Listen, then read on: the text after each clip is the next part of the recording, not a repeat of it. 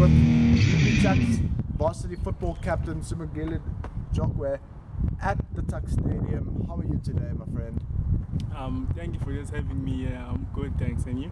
We can't complain. Thank you so much for joining us.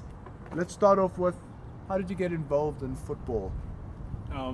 Football has been one sport that back at home we used to play.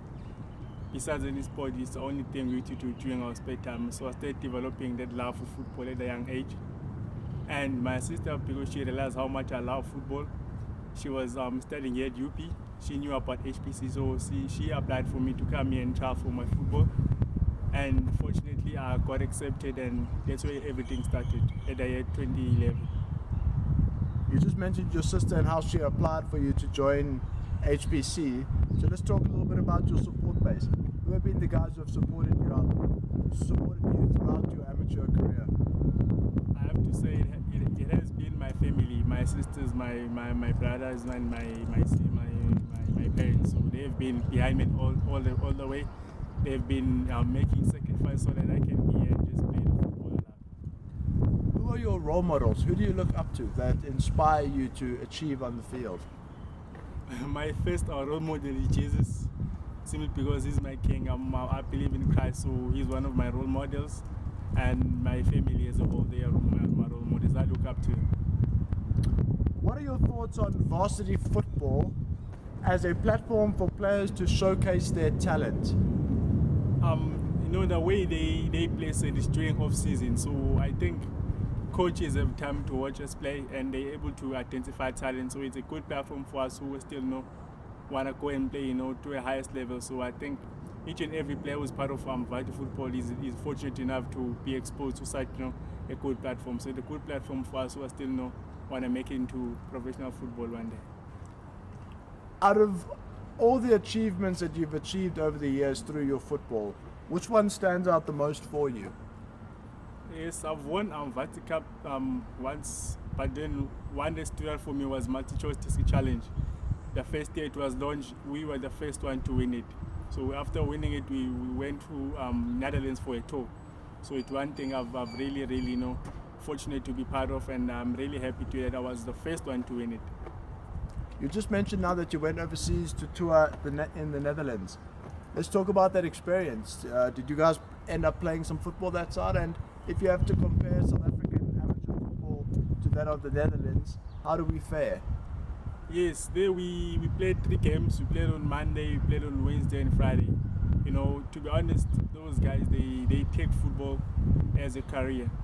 Where some of us sometimes we take football as just an hobby. So they take it seriously. I remember after we played our game at 9:30 p.m., the young boys, 17-year-old, they were still training at 9:30. And how much it shows they are dedicated about football. They love football. If you can also have the same mentality as here in PSL or here in South Africa as a whole, we can take football seriously and take it into a higher level. As a South African footballer, you have been in the system for quite some time now. Bafana Bafana has been struggling over recent years. In your words, what do you think needs to change in order to make Bafana Bafana be able to perform on an international level? In Netherlands, what I picked up is a club from a development, from a grassroots level. They play a certain formation, a style of football.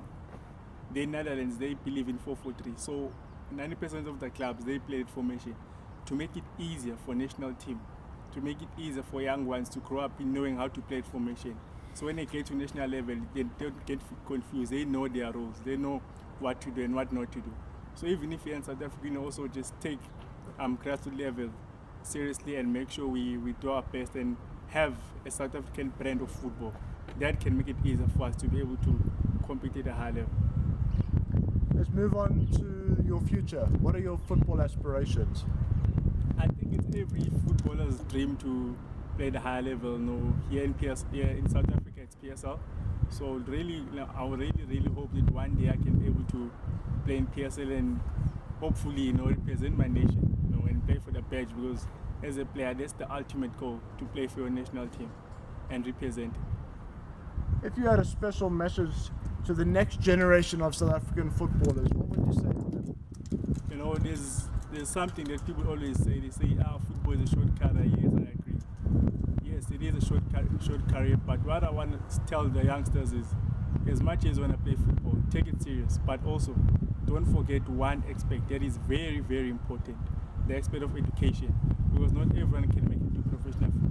So if you know you've got your degree and you're still pursuing your soccer career, you won't be frustrated. Like myself, it hasn't given me an opportunity to just study while playing football. So I'm going to grab those opportunities. Hence, if I don't make it into football, at least I know I've got a degree. So the future ones that are still coming, they must make sure they focus on education. When they get the opportunity to study, let them study, please. Don't neglect study. They're very important. Game On Magazine would like to take this opportunity to thank you, Simbongile, for spending some time with us and sharing your story with our viewers. So thank you so much. It's a pleasure.